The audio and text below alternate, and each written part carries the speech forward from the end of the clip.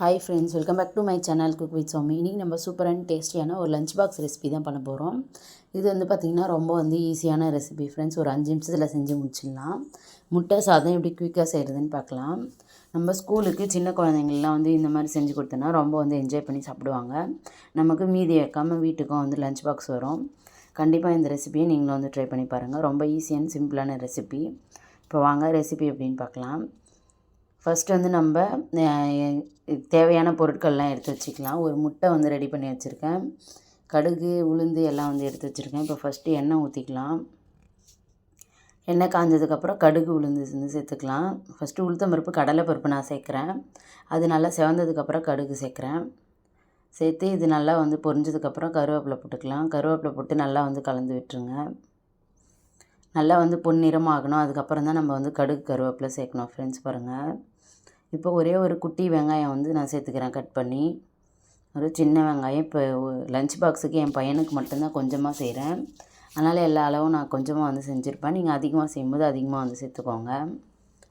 இப்போ நல்லா வெங்காயம் வதங்கிடுச்சு பாருங்கள். இப்போ நம்ம உடச்சி ஒரு முட்டையை ஊற்றிக்கலாம் நடுவில்.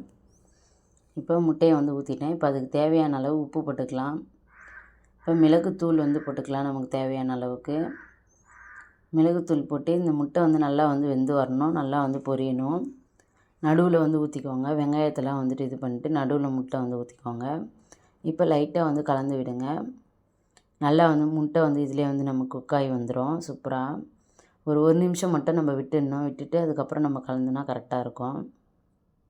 இப்போ பாருங்கள், எல்லாம் கலந்து விட்டுட்டோம். முட்டை சூப்பராக ரெடி ஆகிடுச்சு. கொஞ்சமாக ஒரு பிஞ்ச் அளவுக்கு மஞ்சள் தூள் சேர்த்துக்கிறேன். மஞ்சள் தூள் சேர்த்து நல்லா கலந்து விட்டுருங்க. முட்டையில் எல்லா பக்கமும் பண்ணணும். அப்போ தான் நமக்கு அந்த முட்டையோட வாசனை இல்லாமல் இருக்கும். இந்த கவுச்சி ஸ்மெல் இல்லாமல் வரும். இப்போ நல்லா கலந்து விட்டாச்சு. உங்களுக்கு விருப்பம் இருந்தால் நீங்கள் கோஸ் கூட சேர்த்துக்கலாம், நல்லாயிருக்கும். குழந்தைங்களுக்காக செய்கிறதால நான் முட்டைக்கோஸ் சேர்க்கல. இப்போ எல்லாம் ரெடி ஆகிடுச்சு. இப்போ நம்ம சாதம் கிளறிக்கலாம். அடுப்பு ஆஃப் பண்ணிடலாம். இப்போ அடுப்பு ஆஃப் பண்ணிவிட்டு இப்போ நல்லா எல்லாத்தையும் கலந்து கொடுத்துடலாம். நம்ம போட்டிருக்க முட்டை, கடுகு எல்லாமே நல்லா கலந்து வரணும். கடைசியாக மல்லித்தழை தூவிக்கலாம். தூவிட்டு நல்லா கலந்து விட்டுருங்க. கொஞ்சமாக இப்போ மிளகுத்தூள் சேர்த்துக்கலாம். அப்போ தான் டேஸ்ட்டு நல்லாயிருக்கும். நம்ம முதல் சேர்க்குறத விட இந்த கடைசியில் சேர்க்குறது நல்ல ஒரு ஃப்ளேவர் கொடுக்கும்.